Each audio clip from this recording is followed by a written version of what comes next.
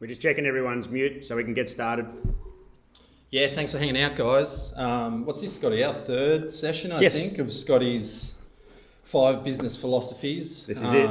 Yeah, things are shifting here for those crew who are in Australia. Things are shifting a bit with New South Wales has just gone to stage 1 of reopening, and some of the other states are moving into stage 2, which is good to see.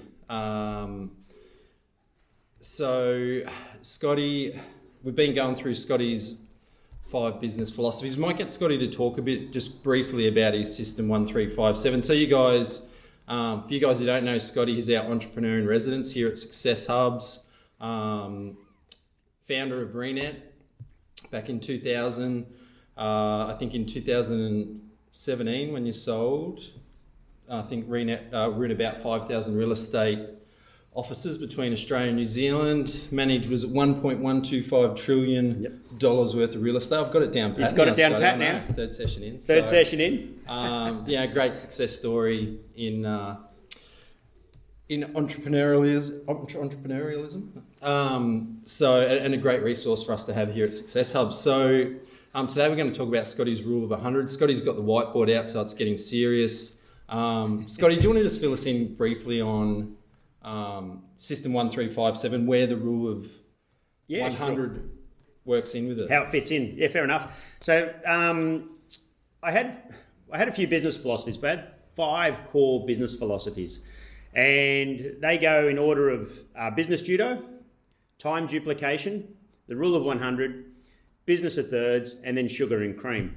And they were the business philosophies of, the company I wanted to have and the company I wanted to create and the company I wanted to lead. And that's part of the 1357. So the 5 is about the 5 business philosophies. So far, this is our third one. So we're covering the third one, which is the rule of 100. And all of these philosophies I had before I started the company Renet, and all I had to do was create a product, and the rest was sort of history. And I didn't know if it would work or not, by the way. So I just tried to make... I did try to make all the philosophies and the lifestyle I wanted out of the company, and today we're going to talk about the rule of 100, which I learned in the 90s running sales teams. It was more about leadership back then than about products and sales, but the same philosophy works everywhere. And so rule of 100, we talk about, obviously there's key steps in business, those first 100 hours when you're kind of hatching your idea, those first, 100 days when you commit to business and decide I'm going to go through with it, 100 weeks, those first 2 years, just getting through those first 2 years, is a big mission. And then 100 months, So that's it in its simplicity. So it's about the first 100 seconds, the first 100 minutes, the first 100 hours, the first 100 days, the first 100 weeks, and the first 100 months. So in its simplicity, that's what it was. And what I recognised, I'll go back to how I came across the rule of 100, is probably the best way to start. And that came about because of leadership. So I ran sales teams, and I recognised after a while a pattern that everyone that came into the business went through. And it was like that first onboarding morning, when you first onboard them, you first meet, you get going. And that's that first initial 100 seconds and 100 minutes. And you get them on board and you get them trained up. But then we also had this first 2.5 to 3 days. We went out and trained them one-on-one down the street, how to actually go and talk to prospects with insurance. And that's how we trained them up. And if I got through that checkpoint, well, then they got through to this next checkpoint and the next checkpoint. And what I realized after a while was the pattern. And I knew that if I had someone that I really liked, I had to make sure I got through the checkpoint. So I've done a bit of a graph here about the checkpoint: seconds, minutes, hours, days, weeks, months. And that analogy is the graph of the checkpoints. And each time I got them through the checkpoints, I found that I could get to the next checkpoint. But this took years to recognize. I didn't, no one taught me this. I just started to recognize it. So I found that if I had someone that I really liked in the sales team and I really wanted to keep, I had to make sure I got them through these checkpoints. But don't forget, I had a team of 30, 40 people. So I always had different people at different checkpoints. So, like someone would be around for 90 days and someone else would be around for nearly 2 years. So I had to work on how to manage people differently at the time for where they were. But I found that it really worked.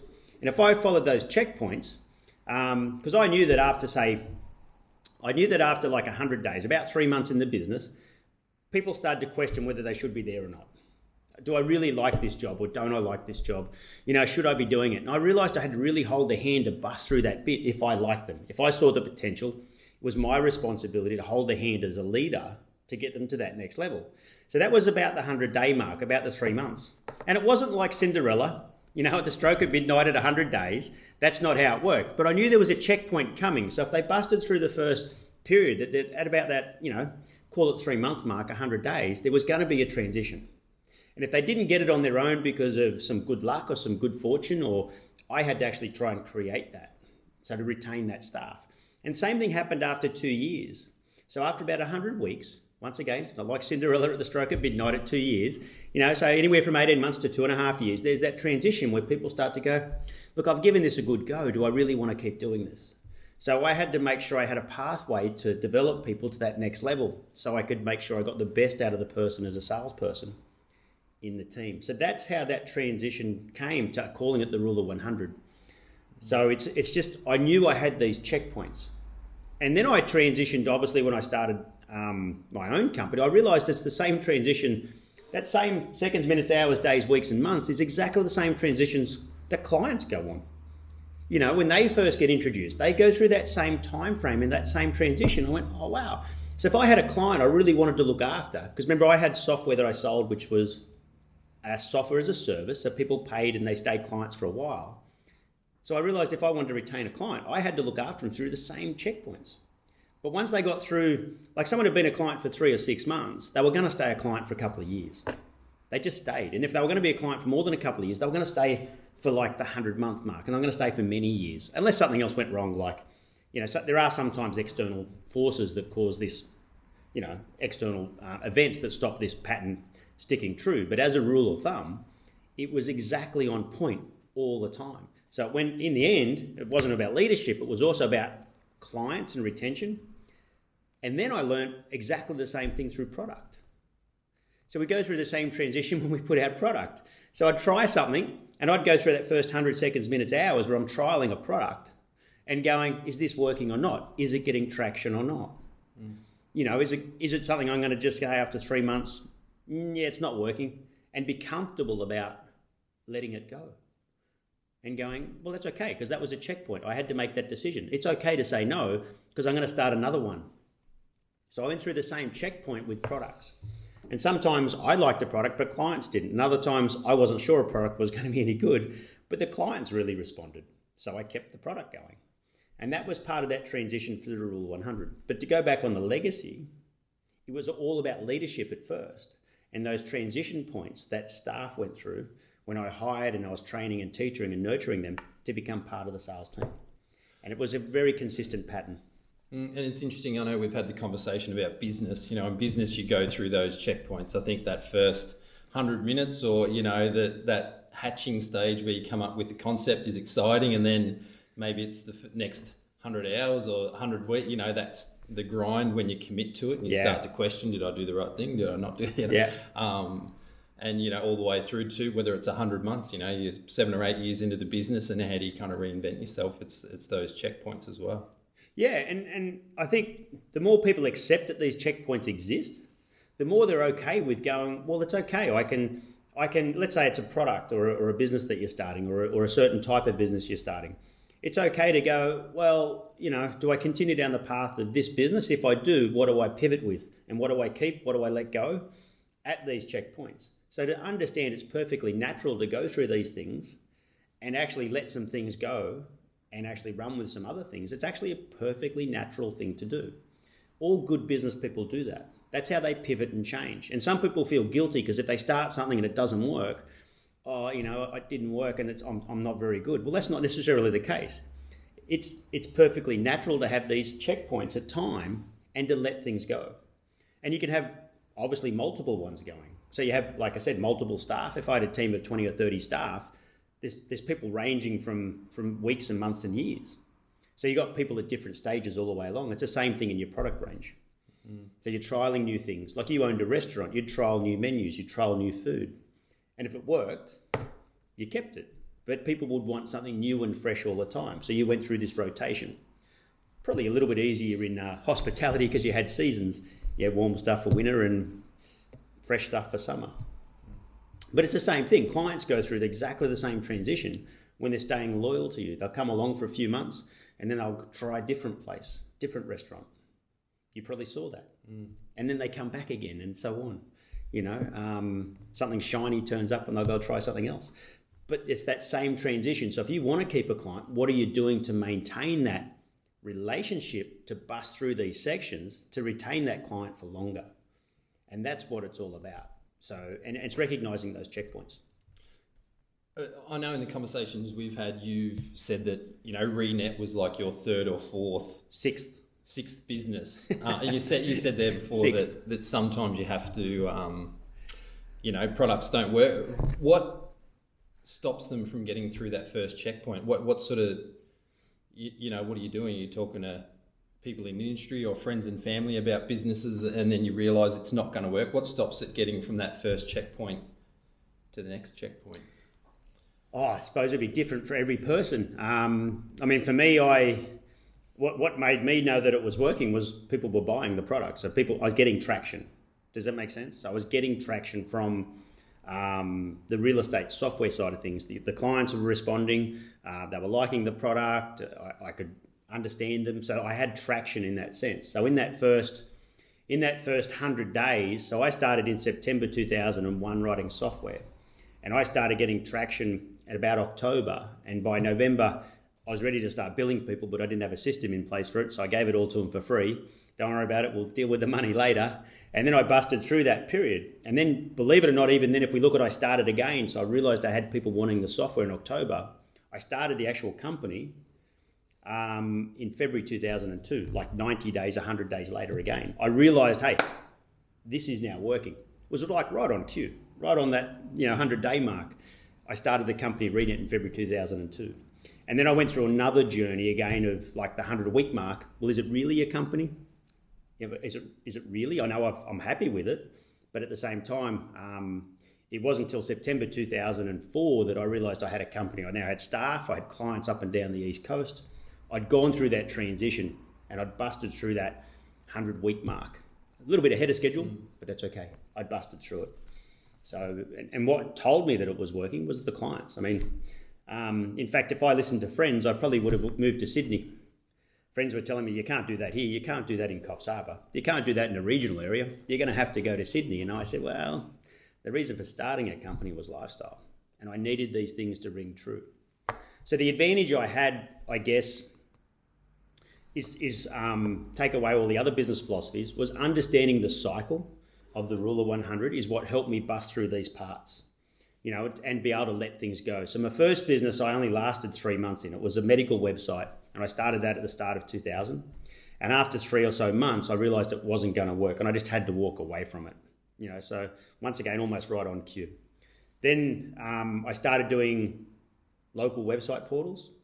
Then I started doing networking, and you talk about, I lasted 100 minutes at networking, computer networking. The very first client I went out to see, I went, this is miles too hard. I had to fix up a Windows 98 and a printer, and I said, I am not going to be doing this for the rest of my life. I don't know if I even build them. I went out and I just said, look, this isn't for me. I'm not going to do computer networking. And believe it or not, I lost a bit of confidence, and I started looking for work and thought maybe I can't start a business, and I started looking for jobs. And that didn't work out very well at all. I never got a job or an interview. So I kept on persisting, and it was then I found software, so online software. And that's when I pivoted to that. So there was a lot of transitions in there. So to answer your question, how do you know? Well, for me, it was the yes answers I was getting. People were saying yes. So I followed the course of least resistance and went down the path of the people saying yes. And I probably could have had the accommodation site and the car yard site and the real estate site. So the last three were actually all okay, but the real estate one was the one that I got traction with. I thought, well, this is easier. So I went down that path. But even then, I had to start this whole transition again. So once I started the company, Renet, in February 2002, I was on a whole new trajectory. Does that make sense? I'd now committed to it. I'd gone past the 100-day mark. And I'm now committed to the next trajectory. And now I'm trying to retain clients. So now I've got the people that were saying yes, I'm now trying to retain them and get them through this whole thing as well. So, and what I did for my clients in the first 10 clients I signed up in Coffs Harbour to help bust through the 90-day mark and have them stay with me for a couple of years. I went around with them all and bought them all a bottle of wine and sat down with them at Christmas and said, look, thanks for your business. I really appreciate it. And I bought them all a bottle of wine, and that was what I did as a gift for my first 10 clients, because I really valued them and I really wanted them to be with me through the journey, because to be honest, I'd never written software before and I didn't really know what I was doing. And these people started paying me $100 a month and I'm going, I don't even know if this stuff works, right? But anyway, they were liking it and it was working. And that's how I busted through that first 100 days to try and get them to stay with me for a couple of years. And the reality is, on my first 20 clients, they pretty well stayed with me the entire journey of ReNet.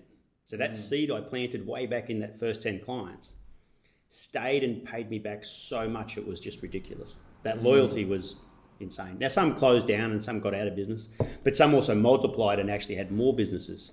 So the first 20 clients I ever got at ReNet stayed with me the entire journey as a volume. It's interesting. Yeah, I think it's credit too that people stayed that whole journey. I know when you first start out, the reality is you're sometimes not that great. You're new to it. The only way to get better at it is to actually get in and do it. Yeah. And looking back at when I've started business, I look back to the start and think, well, that was a bit crap. So it's important to be able to really engage those initial clients and give them, I guess, a bit of extra attention.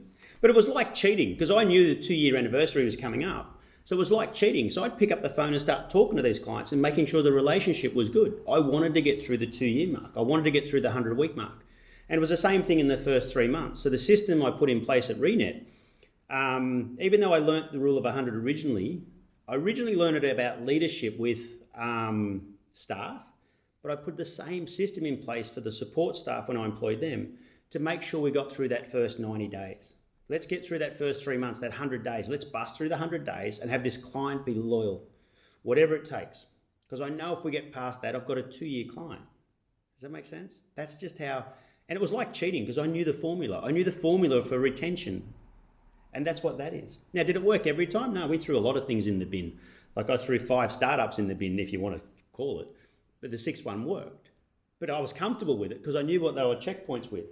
And I just knew that I had to keep going through these. But once I got the company going, it was like the system was like cheating because I just knew I had this checkpoint coming up. And I had to go through that. And sometimes that was actually, I'd ring up a real estate agent, have a chat, and sometimes it was actually about they needed a new website. So instead of just having a chat and having a nice, lovely, jubbly conversation, I actually ended up with more business. So that's how I got it. Now, if I hadn't had that conversation, the door would have been open for someone else to have come in and had that conversation and sold them a website and potentially lost the business. And so that's the double-edged benefit of knowing the system. So not only was I doing the right things to retain clients, by having the conversation, I was also giving the opportunity to upsell them for what they really wanted. And if I hadn't have done that and someone else did that, I not only would have lost the extra business, I would have lost the client. So that's the double-edged sword of not understanding the system. And systems work. So if you've got clients and staff that have been around for a couple of years, you're at a vulnerable point. And if you don't believe me, next time you go on LinkedIn, look how many people turn over jobs every 2 years. It's full of it on LinkedIn. You go, just like clockwork, 2 years, 2 years, 2 years, 2 years, you go. In fact, I was talking to a recruitment person the other month, and they said they actually encourage it. Well, I'm not surprised because that's how they get paid, by finding people jobs, right? So they've caught onto the system too. But people turn over every couple of years. And if you've got a good staff member or a good customer, they're the checkpoints they go through. So busting through that first 100 days, busting through that first 100 hours, you talked about a business concept. You go beyond the napkin and the idea at the coffee shop. All of a sudden, you've got this great idea, you go home and tell your wife, and you go home and tell your mum and dad or your brother and sister, and they start going, what are you doing that for? They're already doing that over there, and you shouldn't be doing that. And if you're going to do that, you should do it this way. And then you start to self-doubt. You start going, maybe they're right, maybe, yeah. Or you bust through that, and then you get to the next phase. So you're constantly busting through this all the time. What's the, I suppose at the moment I'm thinking from a business perspective, but what's the most difficult stage to bust through? I know with my experience, hospitality, that first year or two, that first 100 weeks. Yeah. And, to have known, I think you're in the middle of that 100 weeks and sometimes you think, is this ever going to end? But, for us, it probably was that 100 weeks we got to where it was kind of like, okay, we found our feet and you kind of go to that next level. But is that the most difficult? No, the churn's the first 100 days. Yeah. It's definitely that first, between the first 100 hours and the first 100 days is the biggest churn. They say, there's some stat like 95% of businesses fold in 2 years, but it wasn't they folded, it just took that long for them to shut it down. What happened was in that first 90 days, they just didn't get traction to go and be above and beyond and bust through that. And I'm talking about busting through it, getting through it, not just hovering around and playing with it. I'm talking about busting through it. But definitely the pattern is in the first, if you don't get through that first period with some momentum, it's time to pivot and come up with something else that is going to give you that momentum and start another journey. And you might just shelve it, or you might, whatever you do. But I definitely think if it's that first 100 days, which is the biggest pivot point. Then whether you've got traction from real clients or you've got a staff member that's any good or, your product's starting to work. So if you just look at the three primary things like staff, product and clients, after the first 100 days whether it's actually working or not. And so do they. So does the staff and so does the client. and the product doesn't really feel anything, but you know what I mean, right? That's the biggest pivot point. So you get all excited, you go to market or you hire someone, you put them in the team, and all of a sudden it starts to reveal itself. So you should feel comfortable that after 100 days you go, well, this isn't working, I'm just going to start again. I'm going to pivot, I'm going to change, or might stay on that same trajectory.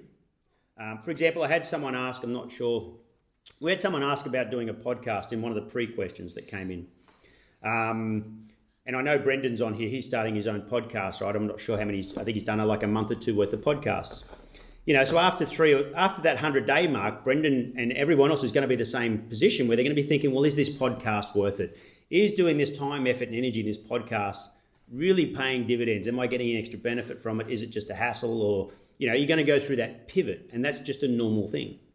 So Brendan, for example, has busted through the first 100 hours where he's gone through that first period of, I'm going to do it.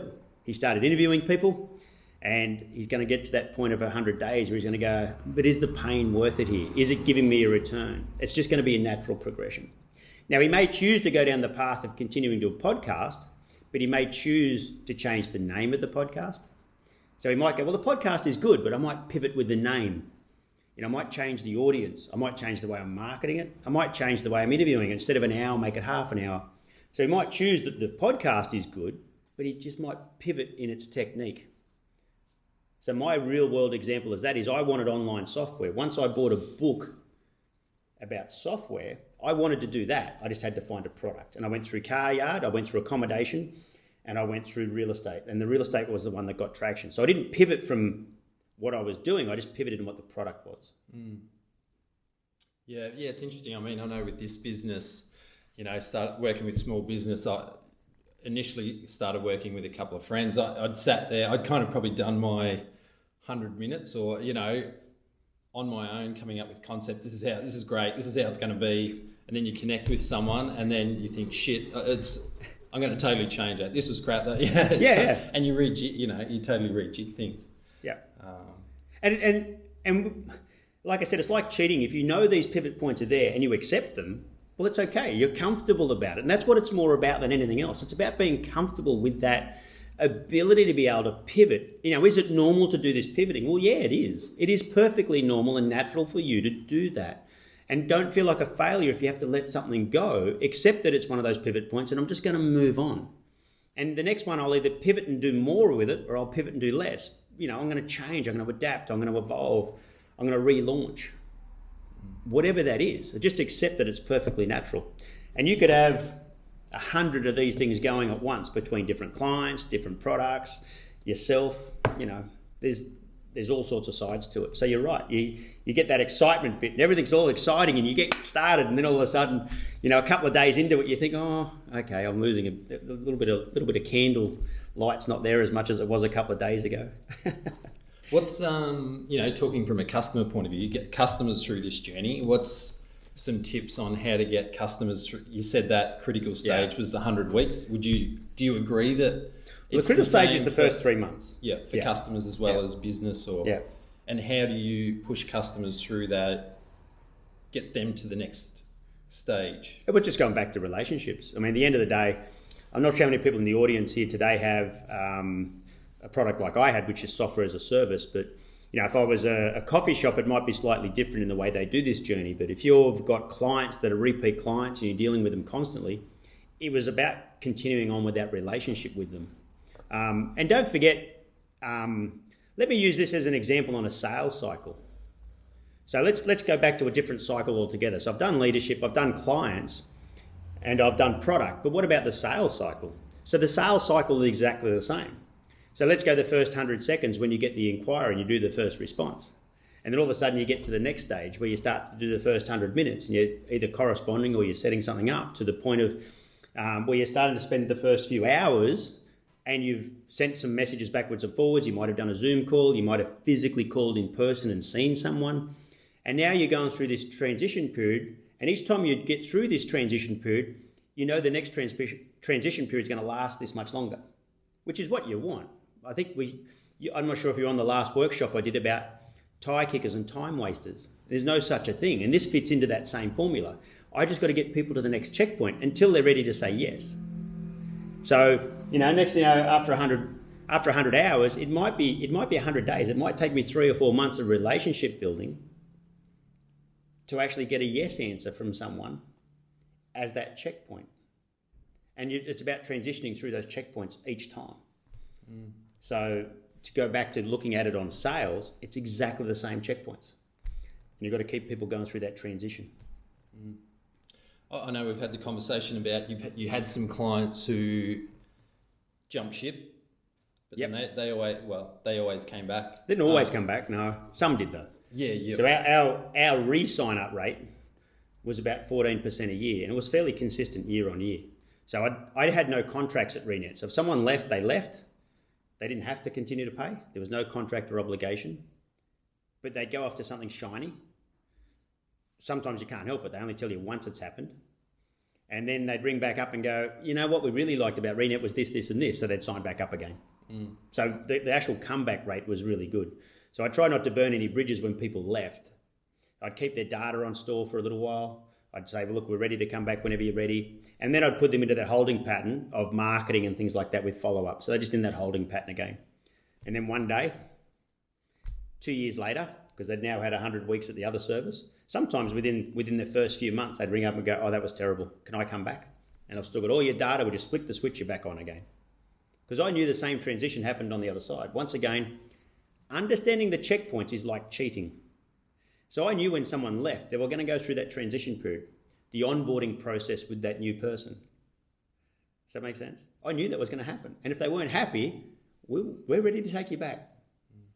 So when they left, I gave them that as their re-entry strategy back into Renet with no hassles. Because I just sowed that seed. I wasn't going anywhere, and I was happy for them to come back. But what was it that brought them back? Was it the product, the relationships? I didn't ask. I didn't care. I just wanted them back. Once they said yes, I said, yep, no worries. Bob's your uncle. Obviously, whatever I was doing was better than whatever they were now receiving off that nice, shiny new product. I was just happy to have them back. I didn't question it. I didn't care. 100 months. So yep. Say about 8 years. Yep. Is it easy to get complacent? What sort of things do people need to think about when they get to that stage in terms of getting people through to the next stage in business? Yeah, well, if you look at, all right, so let me look at all those things. Let's go to the big one, right? The 100-month mark. So I know there's a couple of business coaches here and leadership people, but like if someone's at the 100-month mark, and I'll just do leadership as an example. So I've got a company and I've got a staff member that's been around with me for a long time, right? So in marriage, they call it the 7-year itch. But in business, what happens is someone's been with you for a long time and they'll start to think, well, maybe I could do this company on my own. Maybe I could start a business on my own. And that starts to happen. So if you recognize that someone's been with you for, say, 5 or 6 years and they're really good, and if you recognize that you want to keep them, you then have to start putting things in play to get them past that 100-month mark. So you want them to hang around for 10 years if they're any good. And that could be bonus systems, it could be incentives, it could be more authority or a higher position or whatever it is. And that's how you bust staff through that position. And clients are the same. So what happens is, let's go back to the 5-year mark, so a couple of years before the 100 months, the 7 or 8 year mark, you then start having those more longer term relationship conversations with them, about what we're doing and where we're going and how we fit in together. So, and if your products are 7 years old, 8 years old, well, they're probably stale. So you don't let your products get that old. You've got to keep refreshing your products and putting something new out there and pivoting and changing. So if you've got a product that's 7 years old, it's not hard for someone to come up with something shiny and new and all of a sudden wonder where they came from. Like, where'd that business come from? Where'd all my customers go? So you've got to constantly be reinventing your product. You can't let them get stale either, which is the reverse side of the rule of 100. It's there so you do go through these checkpoints. So at 100 months, that's the best one. It's actually the easiest one to get the most value out of because everything's established. Everything's established. It's great. It's the easiest one to get the best value out of. I can't say I lost too much at that 100-month mark because I just knew it was coming. So I managed that process really, really well. Yeah. And after that, it's whatever it takes. Maybe you go 100 years, but I probably won't be around for that long.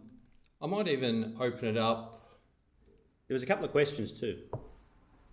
If anyone's got any questions, if you want to sort of throw them.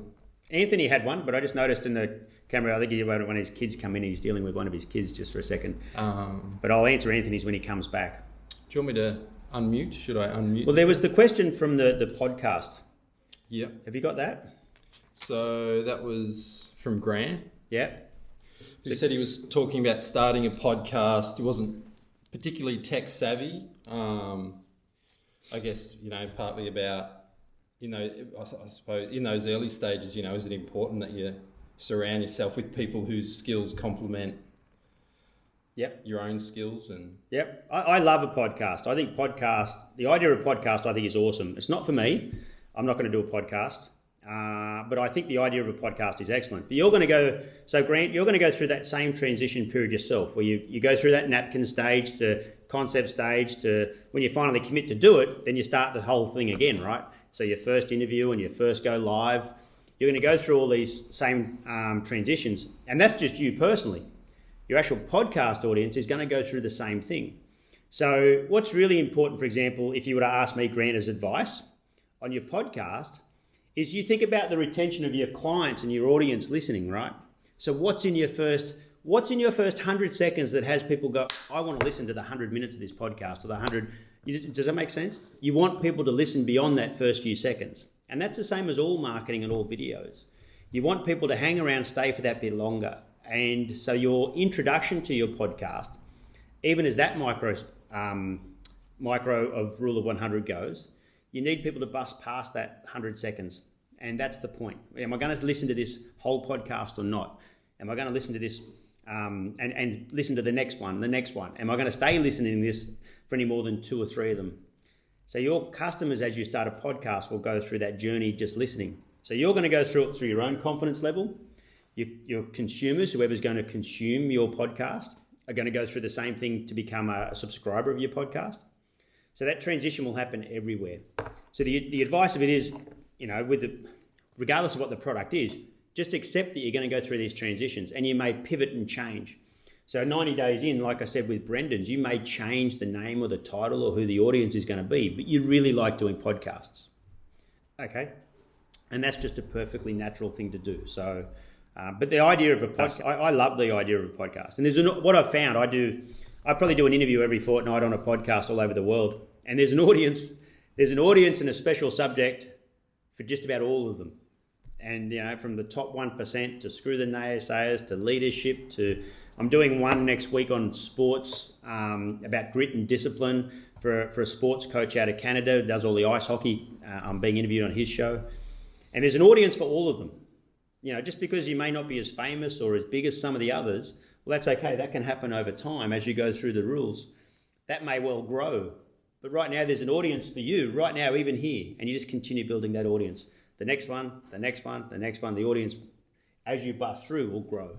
So I hope that helps answer your question. I'm not sure if Grant's typing away, or if you've got any other questions on that, by the way, Grant, just shout out. But the rule of 100 still works for your question on starting a podcast. Wouldn't matter what you were starting, I still say the rule of 100 works.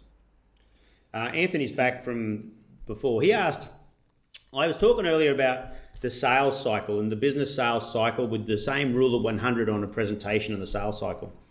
And Anthony asked earlier, I'm not sure if you got the question written down, it was one of the pre-questions that came in. And Anthony asked about, I often talk about front of house and back of house. And anything to do with front of house, it's actually a restaurant term is where I picked it up, because as a kid I worked in a restaurant cleaning dishes and stuff. And I was back of house. I was out the back washing the dishes, and I didn't deal with any clients. I didn't deal with any orders. I was totally back of house. No one even knew I existed. I was just the dishy out the back. And so that's the back of house. And front of house is the opposite. So anyone who's client facing, they're all front of house. They're all having conversations with people. And that's what the terminology front of house means. So if you're front of house and you're dealing with people in any way, shape or form, whether it be product delivery, sales, marketing, reception, you name it, anyone that's front of house needs to understand the principles of things like this. Whether it's through being led down the path or totally being engaged in what this looks like, they're the people front of house that need to know that clients are going through a journey. That whole know, like, and trust. These are all those pivot points for someone that's front of house. So that's what front of house actually means. I talk about it because of my days washing dishes as a kid. But it can happen in factories too. There's the guy at the back that manufactures windows, and there's a guy out the front that sells, and there's another guy that goes out and installs, and there's a person looking after accounts, and there's back of house and there's front of house, and everyone front of house represents that company. So that's the terminology for front of house. Scotty, how did your roles and responsibilities change through that journey? With the business, with the customer comes in, are you a lot more hands-on in those initial stages of the journey, and then do you kind of let them go a little bit as once they come into the fold? Or Yeah, good question. So the bigger the client, the more I got involved in that process. The clients that wanted to spend $50,000 or $100,000 a year with us, I got involved in that process. But John Smith Real Estate from Katoomba, well, I had trained my staff well enough. They did all that. So I trained my staff to do all that way back in the early days, and they did all those sorts of things. So I just looked after the staff who looked after the clients. So that was the leadership type role. But I made sure we had systems in place, how they onboarded and how they did the follow-up in the first few months was really important. Not that they knew what I was necessarily doing with the rule of 100, but they knew these checkpoints were there. And I just told them to look after the checkpoints as far as that retention goes. But once it got to the 2-year mark, a lot of that was stuff I did. So I had a report that I built that told me how much money people were spending, how long they'd been with the business. And I managed that report myself, because ultimately they were my clients. They were my responsibility. And the more they spent, the more I did it, because I couldn't be with everybody. So the bigger the client, the more I made sure I got through those checkpoints. And the smaller the client, the more I made sure the staff did things like that to get through the checkpoints. But was it perfect? No. When we lost the retention rate was about 95% at Renet. So 5% of our business every year churned. And sometimes it wasn't our fault. But we got our sales for the same reason we lost our sales. So we got them because they were getting into business or getting out of business, getting into franchise, getting out of franchise. So we got them for the same reasons we lost them. As long as every year we got more than we lost, it was a good business. But there was no such a thing as 100% retention. There's no magic wand here. There's no stroke of midnight. But I'm telling you, understanding these checkpoints almost made it feel like cheating about managing the relationship going forward with clients that I wanted to retain for a long period of time. And that was not only my biggest clients in the end were my staff, not the end client. Mm. So my biggest clients in the end was making sure I had a team of people that would actually represent the company properly. So I made sure I looked after my staff who looked after my clients. Pretty simple formula. But yeah, understanding the rule of 100, just one of those things that was like cheating, because I just knew the checkpoints. You mentioned about the Cinderella, it's not necessarily the stroke of midnight. What if someone is going through that startup grind, that first 2 years of business, but it just keeps stretching out. It's stretching out. They just can't push through to that next checkpoint. Is it a matter, do you go back to the start and reassess and reinvent, or do you just keep pushing through, pivoting, I guess?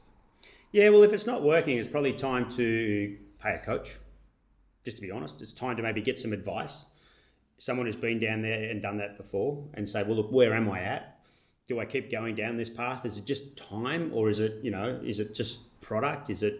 What is it? Is it marketing? Is it my ability to, what is it? What do I need to do next? I think everything's good, but what do I do next? And maybe it's time to actually get someone in to help you and find some help. I mean, there's plenty of free information out there, but maybe it's time to get some of that information into you in a correct way to get you through that mark. So if you're in business 2, 3, 4 years and you still haven't busted through, maybe you need someone to come in and say, well, that's not working, drop that, and that's working, go focus on that more.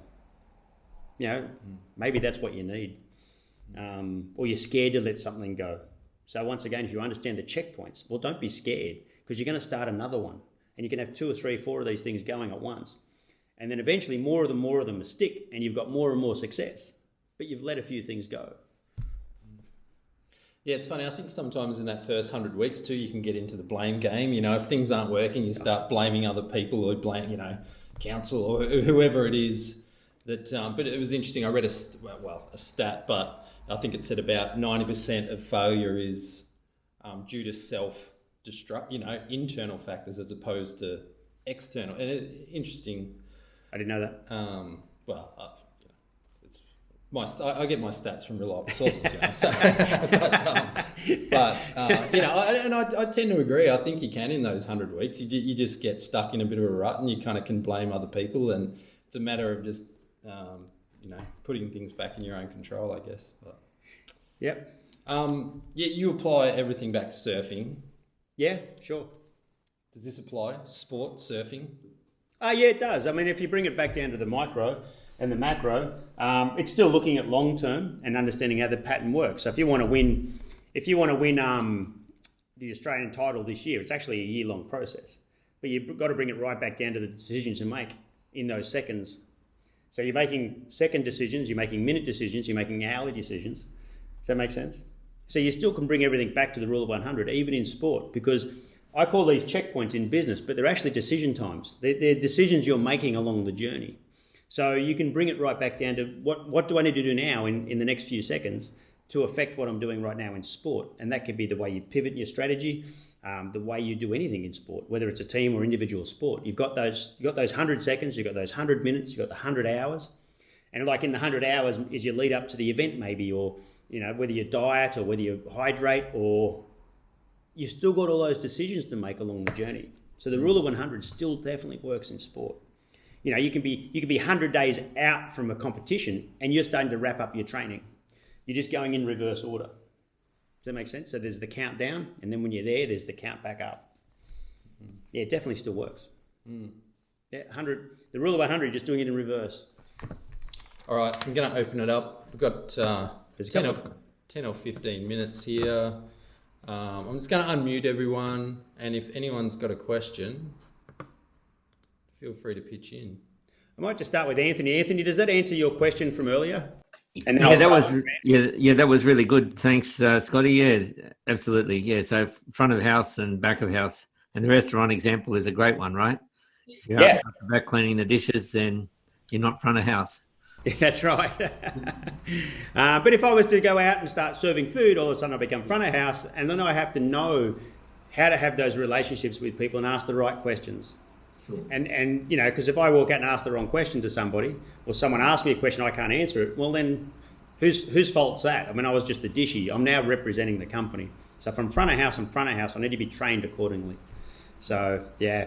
Is it important as a business owner to be experienced, comfortable, both front of house and back of house? No, not necessarily. No, you could be the world's best chef and still run a really good restaurant, just knowing your strengths. Well, as an example of that, I had a really, really super smart guy that owned a real estate agency, and he was not a good manager, but he was a super good salesperson. And I'm talking like really good. I'm talking $1 million a year writer of commissions. But he wanted to own his own company, and he got really good at hiring office managers to implement all the things he wanted implemented so he could go back out and do the selling. Does that make sense? So he had the best of both worlds. He was a really good salesperson and had a really good company, but he didn't have to do any of the management, any of the leadership. You know, he just, my words now, not his, shook the tree, and the manager went and ruffled all the leaves and sorted everything else out. So, because he knew his strengths was as a salesperson, so he worked on that, and he wanted to own the business, so he actually just paid people to get that done. And then he obviously then duplicated himself through some really successful salespeople who actually went out and became clients of mine because they left and started their own business. So he had a really good business, knowing his strengths and weaknesses. So he wasn't scared to pay a good office manager to come and put those things in play. Now you would think he would go on and be the owner of the business and the manager of the business and the leader of the business, but his strengths were in selling. He wanted to own a company, and that's the way it works. So if I was a good chef, well then I can be still a really good chef and maybe pay someone to be that front of house person. The challenge comes about when you're trying to do both. You're trying to work with front of house, back of house, all that stuff that goes with running a business, and you can't be everywhere at once. You just physically can't do it. So you've got to hire someone that's better than you in the jobs that you're not as good at, and both become good at it. So yeah, it's a good front of house, back of house question, that one. Actually, Scott, I've got a question on that topic, if you don't mind. Yeah, go for it. How far into your business did you make the decision that you needed to hire someone to fill in some of your own weaknesses? Like I was doing the work of 3 people. Yeah. Couldn't sleep at night anymore because I was just up all night working. That's when I went, I now have to hire someone. And I'll give you the quick 2-minute story of that. I was on the Sunshine Coast at the time, traveling, and I was up there because my goal was to travel Queensland in 2003 and grow the business to all the regional towns. And when I get to sugar and cream in the 2 weeks or 2 more sessions, I'll talk about sugar and cream and why I did that. But what I did was I was just too busy. I couldn't do it on my own anymore. So I drove back to Coffs. I set up, I had a guy that wanted to be a website designer and had found someone who wanted to be an admin person. I rented out a 75 square metre little office, and I put 2 desks in, and I waved goodbye and I went back on the road. And Kim did the phone, answering the phones, and Zane did the website design. And they weren't client facing, they were just there for me, although Kim started answering the phones and taking some calls and messages, which was just awesome. So I got to the point where I was just doing way too much work, and I had to bite the bullet and start investing in people. My plan was the end of the year. So I thought when I got back from this trip through Queensland, I was then going to duplicate myself through staff, but I was too early. I had to change. And you talk about this journey here with staff and hiring them. I wasn't even there for them. I was just all over the phone. So it was an interesting time, but I felt like I just couldn't do it anymore on my own, and I had to hire 2 people, and that was as scary as anything because they weren't on commission like commission sales teams. I had to physically go down the bank every week, pull out money, and give it to them. So it was like, but the value they gave me back was far better. And how many weeks into business was that? That was Easter, so that would have been April 2003. So I guess that was 14 months later. Yep. Yeah, there was another question there. Who was that one? Does that help you out? Yeah, that's good. Thanks, Scott. Yeah, excellent. No worries. Are you looking at putting on staff, are you? Or you've got some? I have a couple of uni students who do a little bit of casual marketing and sales work for me. Yeah. But I guess I'm scared of that, having to draw a paycheck for someone on a permanent level, because I'm still I don't have the cash flow yet to do it, but I know that if I want to get to the next step with my business, it's what I definitely have to do. Yeah. So it's on my mind a lot at the moment. Yeah. That's the skill set. So if they're turning into revenue and there's a win-win for both of you, well then it's easy. But it is scary having to go down there every week and pull out money and give it to people. There's no doubt about that. That transition's a tough one. So just make sure you plan it out, that you're getting the best out of them. And if you're not getting the best out of them at these checkpoints, either you've got to change it and make it work, or change it because it's not working. But you've got to make it work, or else, you start spending $20,000 a week in salaries, you make sure it works. I think it's important too, like having flexibility, coming from hospitality industry, summertime, we could have had 12 or 15 staff. Wintertime goes back to maybe 4 or 5. So just, structuring your staffing in a way, whether it's contractors or whether it's casual staff, that you can sort of be be flexible as things change is important, I think. Yeah. Next. Any other questions? How's... Yep. Scotty, mine's not a question, but I think it'd just be a great opportunity to advocate for everything you just said. Particularly, thank you for giving the plug on the podcast. I've put your episode in the chat. It was a good episode, that one. It was a fantastic episode, mate, I have to say. It had some good feedback. But what I just want to advocate and more for the group is that everything that you say is just, I mean, it's so true. And that journey, if I just talk about podcast alone, which is a key part of my business, but I'm also operating as a separate part of my business, is that I really underestimated the amount of time it took just even in the setup before you even recorded an interview to make sure you've got, I wanted to make sure I've got the website side of it sorted and transcription and all this sort of stuff. So I got to this point, I was like, far out, is this really, really worth it? So I potentially had my 100 days before I'd even done an interview. And then I got to this point where, the first few interviews were done and it was less about the interviewing. I really enjoyed that part, but the transcribing, the blogging that I wanted to do attached to that. So, and it was also a time where those limiting beliefs started to come in through these cycles that you talk about, the rules of 100. Your mind starts playing tricks on you, your self-doubt and all that sort of stuff. But what really helped me was just the awareness around it, the conversations you and I have had, knowing that, this is normal. I'm actually putting it into a system now that Scotty's talked about it. That sort of gave me confidence to this is just normal, move forward. And I said, well, this is really something that has already been valuable for my business. I want to keep that going. So I did, invest in a little bit of money into a VA and setting up some more robust and sustainable processes that were less reliant on me. So that looks after a lot of the transcription editing part of it.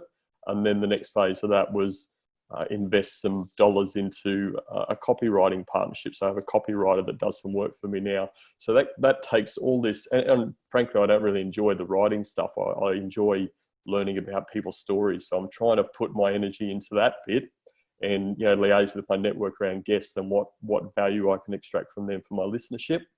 And the other parts of it, that were really challenging, but it even goes into your time duplication process. The podcast is a great time duplication process, but then making sure that, I'm doing things that are hopefully adding value whilst the transcription's being done and whilst the blog's being written and all that sort of stuff. So like I say, I just want to advocate for that. Everything you say is just, as far as that time duplication and the rule of 100, it's just the same shit irrespective of what you do. It's such sound principles that just apply to whatever you're doing. So anyway, great Nice. stuff, mate. Appreciate it.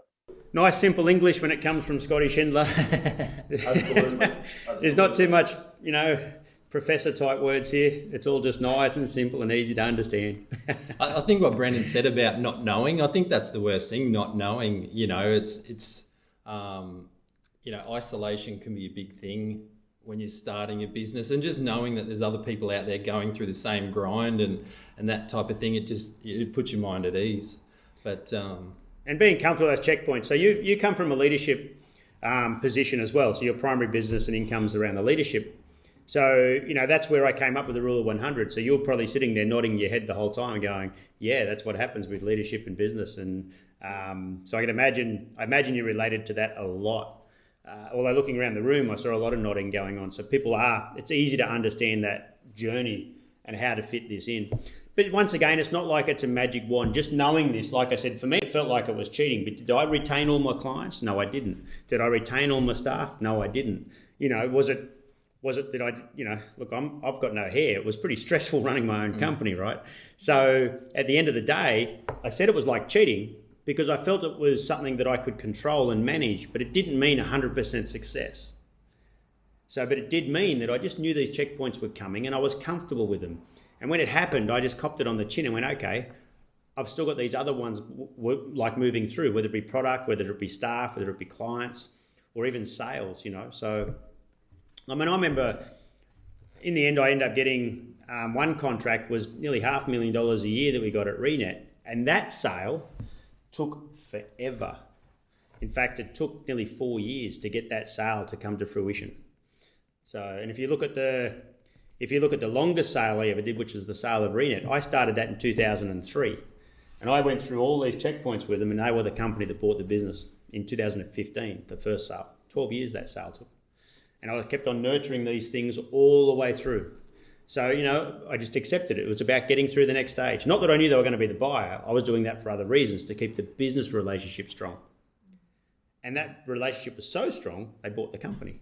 Sounds like that Gillette shaver guy. I liked it so much, I bought the company. But that's the reality of it. So it's understanding the rule of 100 makes it a lot easier for you to accept things. It's not a magic wand, but it did feel like cheating for me. I mean, especially when it came to developing the team in the office and client retention and the sales process, I just knew these checkpoints. So it just made it easier. But I didn't have a 100% success rate. No, that's not how it worked. But understanding it helps so much. And it's easy to follow, easy to understand, and easy for you to rely upon. But at some point, I talk about whether you pivot. Sometimes you, like I said, you've got to bust through these yourself and stick at things. Some people just want to keep changing and changing and changing. Well, sometimes you've got to stick at it to get to the next point. So sometimes you are good enough, and you just got to have a bit of self-confidence and belief to get through that stage and really stick at things and have a proper go at it. Sometimes it's just that, and if you do, you tend to get through to the next part. So, we had a question there from Denise. What about investing in my startup? I'd have to pull money out of IRA. Is that superannuation? That's in America. Yeah, but which is interesting. I know we found that first 100 weeks was crazy. Just trying to balance the books and I think it's the entrepreneurial way to kind of beg, borrow, and steal where you can. I remember once Sawtell here, we had a hailstorm, and I remember that. And one of my clients was actually an insurance assessor, and he said, you can probably claim some money for that. And so I said, yes, please. And he's like, anyway, he managed to claim me 10 grand, and that got sunk straight back into the business. Didn't fix the roof. The roof stayed damaged. But the business survived. I know those first 2 years, it was just like Band-Aids, like trying to throw this money here and here and here. Admittedly, when we got through that first 100 weeks, we kind of had built up a better business model so that we didn't have to tell the bank that we were building a shed and then just put the money back into the... So what was the question around the money side? What was it? It was, Denise just asked about investing in her startup. Yeah. About things like pulling money out of superannuation. What do you do? Yeah, okay. Can I use a different example of the rule of 100 about starting a business and things? And I'll just clarify, we're not accountants here either. Yeah, we're not giving tax advice. The same thing goes with your goal setting for the rule of 100. So setting your micro goals to your long-term goals.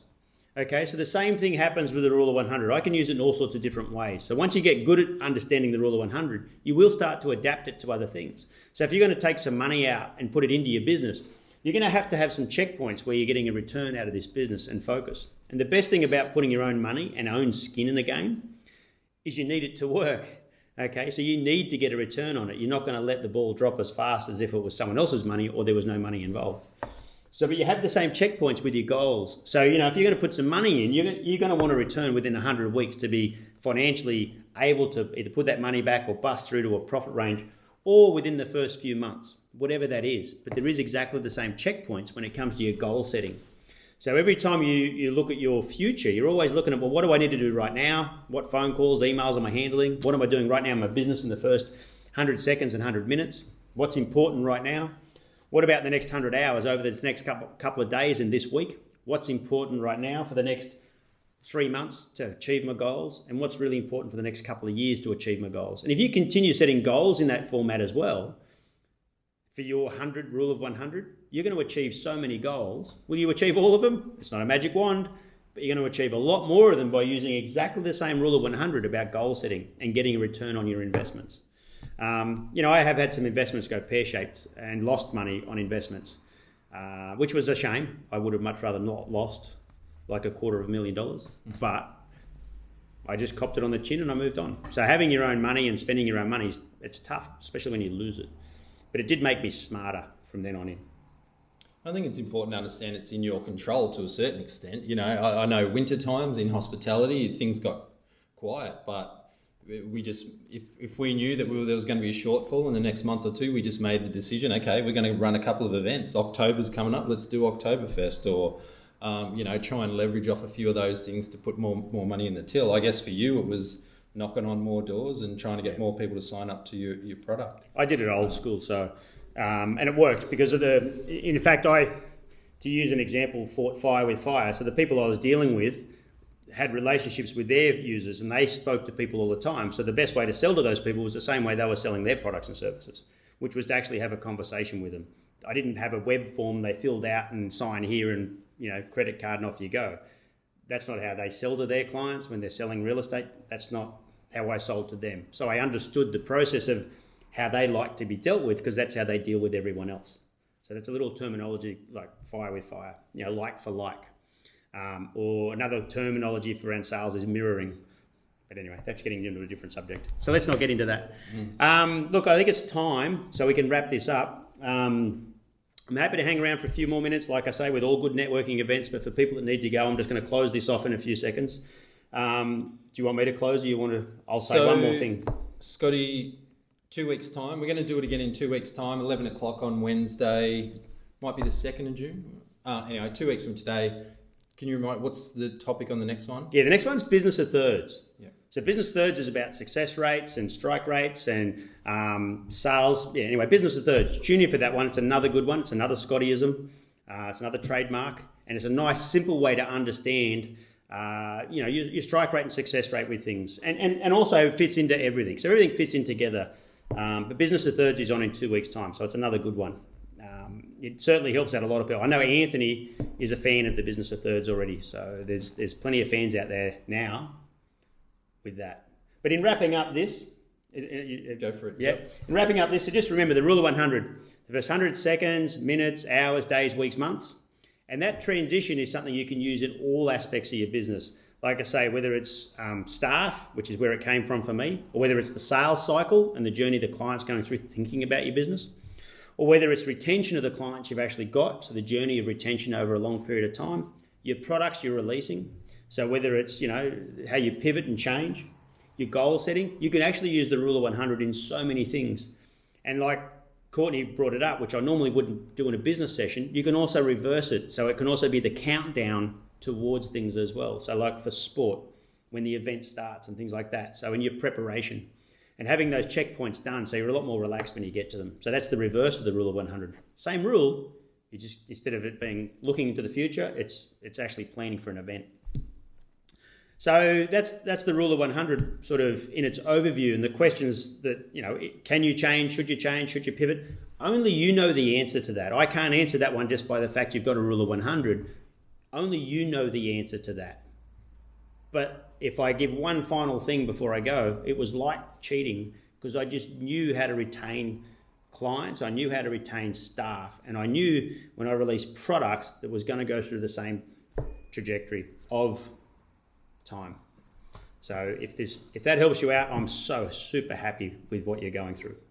So that's us wrapping up. If anyone that needs to go now, you can roll on. Thanks for coming. I really appreciate everyone coming from all over the world. I know some people it's actually late at night, and other people I'm still finishing off a coffee, so it's like lunchtime, but I'm still drinking my morning coffee. It was worth staying up for, Scotty. How you going, Randy? I'm doing good. Yes, thank you, Scotty. No worries, my pleasure. Thank you very much. Thank you very much for the time. But I'm happy to hang around now. Anyone's got any more questions, we'll open the mics up and have a general roundtable chat if you like. So that way, we're all online anyway, but everyone that needs to go, by all means, it's been a real pleasure to have you on board today, and I look forward to seeing you either at another workshop or another one of these that Courtney's putting on for the entrepreneurs. I will definitely be joining more. That's good. It's good to have you. Yes. Yep. Thank you. It was well worth coming to and listening to. Yeah, thanks, Randy. I love the 1357 system, man. I'm learning a lot. So it's good, isn't it? It is. It's useful because it's broken down into digestible chunks. Yeah. People go crazy if we have to sit and watch a bunch of long videos. At least I do, and maybe it's just me being ADHD at times, but it's really good with the way, and the way that you're easygoing, and you have such an easygoing style with storytelling integrated into it. That helps explain the concepts, and so it's great. Anybody not using it, I recommend it. Well, that's good. I'm pleased it works because I went through the same transition of the rule of 100 myself. So I got a few months into this thinking, oh man, I'm putting all this time, effort, and energy in. Is it really worth it? Can I really be bothered? I really just want to go surfing all day. But I did it. I had something happen to me, and it was from. I'm not sure if Julia's actually on the call or not, but if it was, this is because of you, right? Julia sent me this picture. And she had her own 1357 written out. So I'm happy to share it with anyone. Email me after this and I'll share it with you because she said I could share it. And she sent me a photo of what she'd done with System 1357. So at the top was this bit of paper and had 1357. She had the 4 levels of the human mind. She had her fab and she had her... And I went, oh, wow. This whole system 1357 is having an impact on people. And that single action from one person busted me through my 100-day mark to go, okay, I'm going to keep doing it because it's having a massive impact. And I went from about 100 subscribers to 200 subscribers that next month. And I went, wow, I'm so pleased I did. And it was just one person giving me a bit of positive feedback. So you don't know what's going to help you bust through these checkpoints. It could be the client you get. It could be anything. Something's going to happen. If you've got the right attitude and you're setting your goals right and you're persisting and you're out talking to people all day, something could come left field and all of a sudden you get that extra boost of confidence and you want to bust through that, or finally let something go so you can find that confidence, so I had to bust through it myself because I'm seriously going, I've got hundreds of minutes worth of videos here. Is it really worth it? Shouldn't I just go surfing all day? A good psychologist. It's like you reading my mind because... And I'm going to be quiet because there's still other people here that want to talk. And but you're talking about the confidence stuff. That's where my biggest challenge right now is having the confidence. I've got the ideas.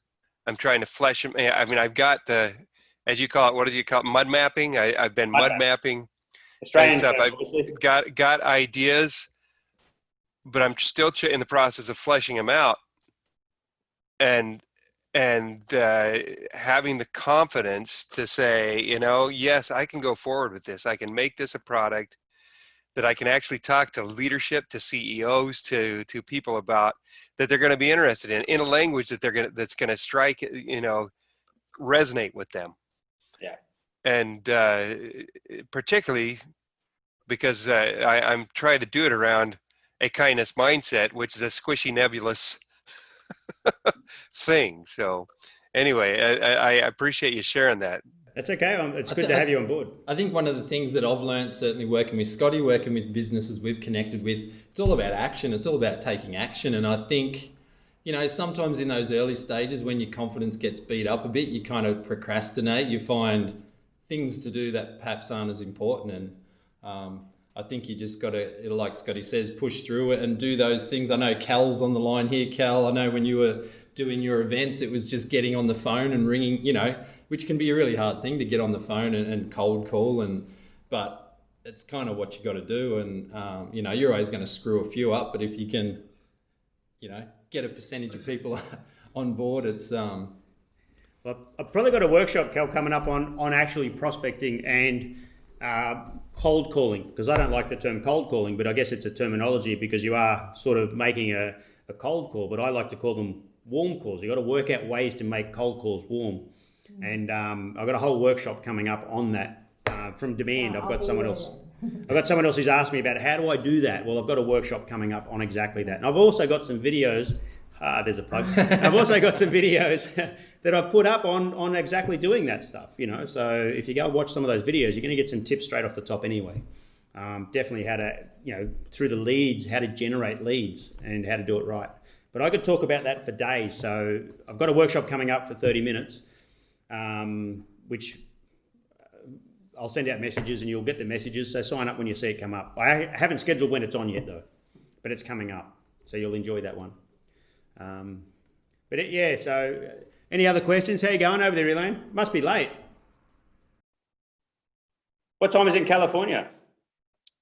It's only 7:15 p.m. Oh, is that all? Yeah. It's 9:15 where I am. I'm a couple hours ahead of Elaine, so It's You're pretty much all in my future, so hope it's a good one. keep making but it. does anyone else want to add anything else of value or any other questions? I'm happy to fire away.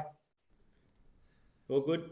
Well, we might wrap it up. Yep. Feel free to hang out in 2 weeks' time, guys. We'll send you guys a follow-up email just to let you know that our next session's coming up in a couple of weeks. But thanks very much for hanging out. And Thanks both of you. Appreciate it. yeah, That's all right. And from my side of things, it's you that keep me motivated to keep doing this. So I really thank you for, keeping my brain stimulated. Otherwise, if the surf was good all day, by the way, it'd be a different story. But I'm looking for ways to stimulate my brain and stay active. And it's the audience that's on the other side of these Zoom calls that keeps me going. So thanks heaps for keeping me. You're welcome. thanks heaps, guys. All right. We'll catch up with you all. See you all soon.